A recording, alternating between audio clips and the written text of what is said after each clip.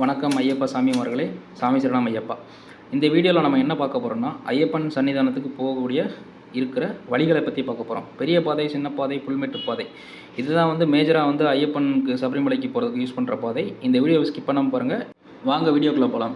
இப்போ நம்ம பார்க்குறது வந்து பெரிய பாதை, அடர்ந்த வனப்பகுதி உள்ள பாதை, நதி, ஆறு, வனவிலங்குகள் அனைத்தும் இருக்கக்கூடிய பாதை. இதுவே வந்து ஐயப்பன் தன் தவத்திற்கு சென்ற பாதை என்று சொல்கிறாங்க.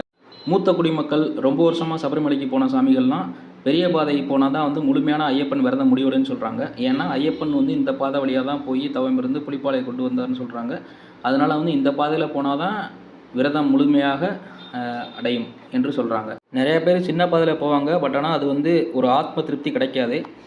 ஆபத்து நிறையா இருந்தாலுமே வந்து இந்த பாதையை தான் மக்கள் செலக்ட் பண்ணி போகிறாங்க. இந்த பாதை தான் விரும்பப்படுகிறது பொதுவாக. பெரிய பாதையில் போகிறதுக்கு நம்ம முதல்ல எரிமேலி வரணும். எரிமேலி வந்தோம்னா இதை எரிமேலி சாஸ்தா கோயில். இங்கே வந்து முக்கால்வாசி பேர் வந்து பேட்டை துள்ளுவாங்க. பேட்டை துள்ளுறது என்னென்னா, அந்த மகிஷ மர்த்தினியை வந்து வதம் பண்ணி அவர் உடம்புல வந்து ஐயப்பன் நடனமாட்டினதாக ஒரு ஐதீகம். அதனால தான் வந்து மக்கள் வந்து வேடமிட்டு சாயங்கள் பூசிக்கொண்டு ஒரு ஆடல் பாடல் துள்ளல் இருப்பாங்க. அதுக்கு பேர் தான் இந்த இடம் பேர் பேட்டை துள்ளல்ங்கிற சொல்கிறாங்க. அதுக்கப்புறம் வாவர்சாவியை கும்பிட்டுட்டு பெரிய பாதையில் நடக்க பயணம் செய்வாங்க மக்கள். அங்கேருந்து பெரிய பாதை பயணம் தொடங்குது. பேரூர் தோடு, காலக்கட்டி, அழுதாநதி, அழுதாமலை, கல்லிடும்குன்று, இஞ்சிப்பாறை கோட்டை, முக்குழி தாவளம், கரிவிலந்தோடு, கரிமலை ஏற்றம், கரிமலை இறக்கம், பெரியானை வட்டம், சிறியானை வட்டம் போன்றவற்றை கடந்து பம்பையின் அடிவாரத்தை சென்றடையும். காலைக்கட்டியில் வெடி வழிபாடு செய்துட்டு எல்லோரும் பயணத்தை ஸ்டார்ட் பண்ணுவோம். அதுக்கப்புறம் அழுதாநதியில் குளிச்சுட்டு டீ காஃபி கொஞ்சம் இலைப்பாரிட்டு அடுத்த பயணத்தை ஸ்டார்ட் பண்ணுவோம்.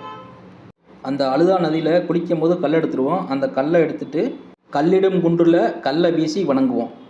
இஞ்சிப்பாறை கோட்டை, அழுதாமலை இறக்கம் அதெல்லாம் கடந்துட்டு அப்புறம் முக்குழியில் தலவளத்தில் உள்ள மாரியம்மன் கோயிலை வழிபட்டு செல்வோம்.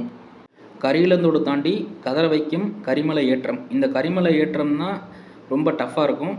மரத்தோட வேறு அதெல்லாம் நிறையா வரும். நடக்கிறதுக்கு ரொம்ப கஷ்டமாக இருக்கும். அதை தாண்டினதுக்கப்புறம் கரிமலை இறக்கத்தை கடந்துட்டோம்னா பெரியானை வட்டம், சிறியானை வட்டம் இது ரெண்டையுமே கடந்துட்டால் வந்து பம்பை நதி வந்துடும். இங்கு பம்பை நதியில் நம்ம நீராடி முன்னோர்களுக்கு பூஜை அதெல்லாம் செஞ்சுட்டு வெயிட் பண்ணுவோம்.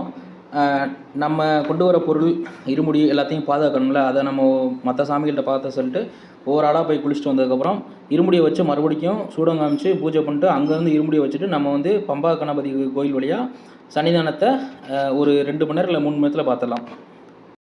இதுதான் இந்த சின்ன பாதைன்னு சொல்கிறது. அதிகபட்சம் நான் சொன்ன மாதிரி 2 மணி நேரம் இல்லை 3 மணி நேரத்தில் சாமி பார்த்துடலாம். இந்த சின்ன பாதை யாருக்கெல்லாம் செட் ஆகும்னா, இந்த வயசானவங்க, முதியவர்கள், நோய் உள்ளவங்க, நடக்க முடியாதவங்க, போலியோ அட்டாக் ஆனவங்க, ரொம்ப வயது முதிர்ச்சி அடைந்தவங்க அவங்கெல்லாம் வந்துட்டு இந்த சின்ன பாதையில் போவாங்க. இந்த சின்ன பாதையில் இன்னொன்று சிறப்பம்சம் டோலி. அந்த டோலினா ஒரு 4 பேர் சேர்ந்து சேர் மாதிரி இருக்கும், அதில் உட்காந்துக்குவாங்க. அதில் உட்காரவங்கள அந்த 4 பேர் வச்சு தூக்கிட்டு போவாங்க. அதான் அந்த டோலி.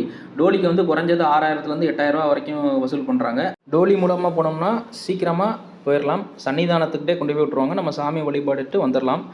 டோலி வந்து ஒரு மிகச்சிறந்த பயனுள்ளதாக இருக்கும். இந்த வயசானவங்க, குழந்தைகள், நடக்க முடியாதவங்க, ஊனமுற்றோருக்கலாம். பொதுவாக வந்து டோலிக்கு வந்து வேலை செய்கிறவங்க யாருன்னா நம்ம தமிழ்நாட்டை சேர்ந்தவங்க தான். போடி, கம்பம், தேனி போன்ற பகுதிகளில் இளைஞர்கள், கொஞ்சம் 50 வயசுக்குள்ளவங்க வந்து கொஞ்சம் உடம்புல தெம்பு அதிகமாக இருக்கவங்க வந்து இந்த மாதிரி இந்த வேலையை செய்வாங்க. குயிக்காக சம்பாரிச்சிட்டு ஊருக்கு போயிடுவாங்க. இந்த சபரிமலை காலத்தில் மட்டும்தான் அவங்க வந்து இந்த டோலி தூக்குறது இருக்கும். மற்ற சீசன் டயத்துக்கு நிறையா டோலி இருக்காது. நிறையா பேர் வந்து இப்போ நேரம் கிடைக்காதனால சின்ன பாதையில் போகிறாங்க. சின்ன பாதைங்கிறது வந்து கொஞ்சம் சீக்கிரமாக போயிடலாம். குயிக்காக போயிட்டு வரவங்களுக்கு வந்து இந்த சின்ன பாதை யூஸ் ஆகும். பம்பையிலேருந்து கிளம்பி கன்னிமூல கணபதியை வழிபட்டுட்டு முதல்ல வர்றது வந்து சின்ன பாதையில் வந்து நீலிமலை ஏற்றம். அதிக கருங்கல்லான படிக்கட்டுகள் நிறையா இருக்கும். இது வந்து கொஞ்சம் கஷ்டமான பாதையாக சொல்லலாம். இதில் வந்து கொஞ்சம் இழைக்கிறதுக்காண்டி பக்தர்கள் எல்லாம் சரணகோஷத்தை கொஞ்சம் அதிகமாக போடுவாங்க. அதை தாண்டினதுக்கப்புறம் வலது பக்கம் சுப்பிரமணிய பாதை. அந்த சுப்பிரமணிய பாதை தான் வந்து இப்போ நம்ம கழுதை பாதைன்னு சொல்கிறோம். அந்த காலத்தில் வந்து ஐயப்பனுக்கு தேவையான பூஜை சாமான்கள்லாம் வந்து அவங்க கழுதையில் வச்சு கொண்டு போயிருக்காங்க. இப்போ நவீனமயம் ஆனனால டிராக்டரில் கொண்டு போகிறாங்க. இந்த கழுதை பாதையில் போகிறது வந்து கொஞ்சம் அதிர்ஷ்டம் தான் சொல்லலாம். ஏன்னா போலீஸ் நிறையா செக்கப் பண்ணுவாங்க, அங்கே விட மாட்டாங்க நமக்கு சீக்கிரமாக. சப்போஸ் விட்டாங்கன்னா கொஞ்சம் சின்ன பாதையில் இன்னும் கொஞ்சம் சீக்கிரம் போகிறது, இது கொஞ்சம் சீக்கிரம் போயிடலாம். பொதுவாக கழுதை பாதை வந்து எல்லோரும் சபரிமலைக்கு சன்னிதானத்தை வழிபட்டுட்டு திரும்ப ரிட்டர்ன் வரதுக்கு யூஸ் பண்ணுவாங்க மோஸ்ட்லி. நீலிமலை பாதையில் அப்பச்சிமேடு, இப்பச்சிக்குடி இது ரெண்டையும் தாண்டணும் நம்ம. அப்பச்சிமேடு வளைவில் மாவால் செய்த உருண்டைகள் நிறையா விற்பாங்க. அதை எல்லோரும் நம்ம வாங்கி மலைக்கு கீழே வீசுவோம். அது எதுக்குன்னா அந்த வன தேவதைகள் அதை சாப்பிட்டு திருப்தி அடையாதாக சொல்கிறாங்க. அது ஏன்னா அத்தனை நாளாக விரதத்தில் அவங்களும் இருப்பாங்க, எந்த உணவும் கிடைக்காம. நம்ம வீசுகிற அந்த உருண்டைகளை வச்சு அவங்க பசியாறி கொஞ்சம் மகிழ்ச்சி அடைவாங்கன்னு ஒரு ஐதீகம். அடுத்து நீலிமலையை கடந்தோன்னா நம்ம போகிறது சபரிபீடம். இந்த சபரிபீடம் தான் சபரி அன்னையின் வீடு இருப்பதாக சொல்லப்படுகிறது. அது நினைவாகவே இங்கே ஒரு பீடம் அமைச்சிருக்காங்க, அதுதான் சபரிபீடம். சபரிபீடம் கடந்தது 2 பாதை பிரியும். ஒன்று யானை பாதை, இன்னொன்று வந்து சரங்குத்தி பாதை. அந்த சரங்குத்தி பாதையில் வந்து சரங்குத்தின்னு ஒரு இடம் இருக்குது. அந்த இடத்துல வந்து இந்த கன்னிசாமிகள் பேட்டை துள்ளிட்டு அந்த மரத்தால் செஞ்ச வில்லு, அம்பு போன்றவற்றை இங்கே வந்து குத்திட்டு போவாங்க. அதான் அந்த சரங்குத்தின்னு இந்த இடத்துக்கு பேர். சரங்குத்தியை தாண்டுனா நம்ம அடுத்து பார்க்க போகிறது சபரிமலை ஸ்ரீ சாஸ்தாவின் 18 படிகள். 18 படிகளை கடந்து ஐயப்பனை தரிசிக்கும் போது பக்தர்கள் போடும் சரணகோஷத்தில் அந்த மலையே அதிரும்.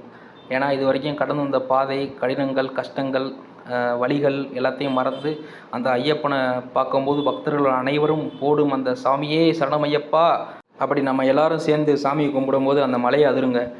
இது கண்டிப்பாக நடந்துக்கிட்டு தான் இருக்குது. நீங்கள் வந்து போய் வழிபடும் போது இந்த மாதிரி மலையே அதிர மாதிரி சவுண்டு உங்களுக்கு கண்டிப்பாக கேட்கும். நான் நம்புகிறேன். அது அந்த அனுபவம் எப்படி இருந்துச்சுன்னு கமெண்ட்டில் சொல்லுங்கள் மக்களே. பக்தர்கள் நம்ம எல்லாருக்கும் ஒரு மன நிம்மதி கிடைச்சதா ஒரு சந்தோஷம் கிடைக்குங்க ஐயப்பனை தரிசித்ததுக்கப்புறம். அது வார்த்தையால் சொல்ல முடியாதுங்க. அந்த மன நிம்மதி கண்டிப்பாக எல்லாருக்கும் கிடைக்கும்னு நம்புகிறேன். திரும்ப திரும்ப நம்ம ஐயப்பனை பார்க்குறதுக்கும் இதுவும் ஒன் ஆஃப் த காரணங்க. அதை நம்ம வந்து சொல்லி விவரிக்க முடியாது, வார்த்தைகளால் சொல்லி விவரிக்க முடியாது. இந்த அற்புத பயணம் இதோட முடியுதுங்க. அதுக்கப்புறம் பக்தர்கள் கீழே இறங்கிடுவாங்க, அவங்க தங்குற இடத்துக்கு நோக்கி போயிடுவாங்க. அதுக்கப்புறம் குருசாமி வந்து நெய் தேங்காய் எல்லாத்தையும் எடுத்துகிட்டு அவர் வந்து அதிகாலை 2 மணிக்கு போயிட்டு டோக்கன் வாங்கிட்டு அவங்க வந்து நெய் அபிஷேகம் பண்ணி அந்த நெய்யை தான் வந்து நம்ம எல்லாருக்கும் பகிர்ந்து தருவாங்க. ஐயப்பனுக்கு அபிஷேகம் பண்ண நெய்யை. இது அந்த நெய் அபிஷேகம் பார்க்குறது வந்து வழக்கம்தான். சாமி தரிசனம் பார்த்த பக்தர்கள் அவங்க தங்குற இடத்துக்கு போயிட்டு சாப்பிட்டுட்டு குளிச்சுட்டு கொஞ்சம் களைப்பாரிட்டு ராத்திரி 2 மணிக்கு வந்து நெய் அபிஷேகம் லைனில் நிற்கலாம். காலைல 2 மணிலேருந்து நெய் அபிஷேகம் ஆரம்பிச்சிருவாங்க. நம்ம குருசாமிகிட்ட நெய் தேங்காய் கொடுக்குறோம், அந்த நெய்யெல்லாம் வந்து ஒன்றா வாங்கிட்டு வந்து அந்த ஐயப்பனுக்கு அபிஷேகம் பண்ணி நம்ம கொடுக்குற நெய்யை வச்சு அபிஷேகம் பண்ணி அதெல்லாம் நமக்கு கொஞ்சம் கொடுப்பாங்க. அந்த நெய்யை தான் நம்ம வந்து பிரசாதமாக நமக்கு வந்து குருசாமி நமக்கு தராங்க வீட்டுக்கு வரும்போது.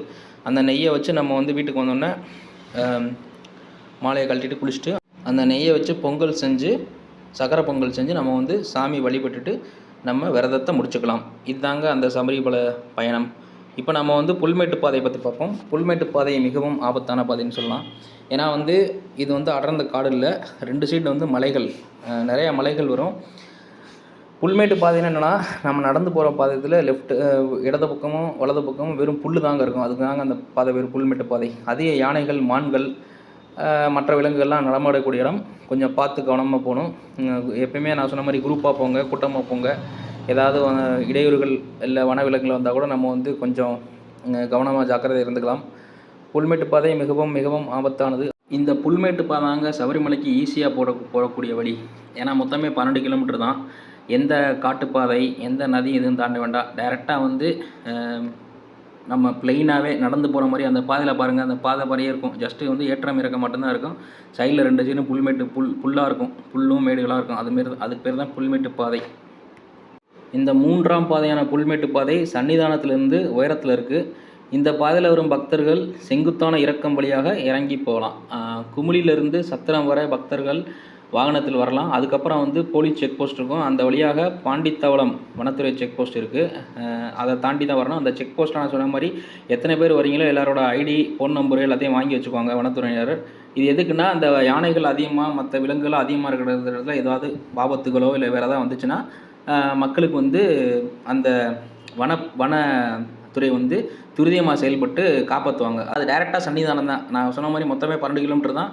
ப்ளெயினாக இருக்கும். எந்த வனப்பகுதியோ இல்லை நதி நீரோ எதுவும் வராது. டைரெக்டாக போயிடலாம். தனி வரிசை இருக்கும். தரிசனம் முடிந்தவன் மலையிலிருந்து கீழிறங்கி பம்பை வந்து நிலக்கல்ல வந்துட்டு அவங்களோட வாகனங்கள், காரு, பைக்கோ போன்றவற்றை எடுத்துகிட்டு திரும்பி செல்லலாம். இந்த வீடியோ உங்களுக்கு பயனுள்ளதாக இருக்குன்னு நினைக்கிறேன். சபரிமலையை பற்றி தெரிஞ்சுக்கிட்டோம், எத்தனை பாதை இருக்கோ அதையும் தெரிஞ்சுக்கிட்டோம். இந்த வீடியோ பிடிச்சிருந்தா மறக்காமல் சப்ஸ்கிரைப் பண்ணுங்கள், எல்லாருக்கும் ஷேர் பண்ணுங்கள். நாம் அடுத்த வீடியோவில் சந்திப்போம். தேங்க்யூ ஃபார் வாட்சிங்.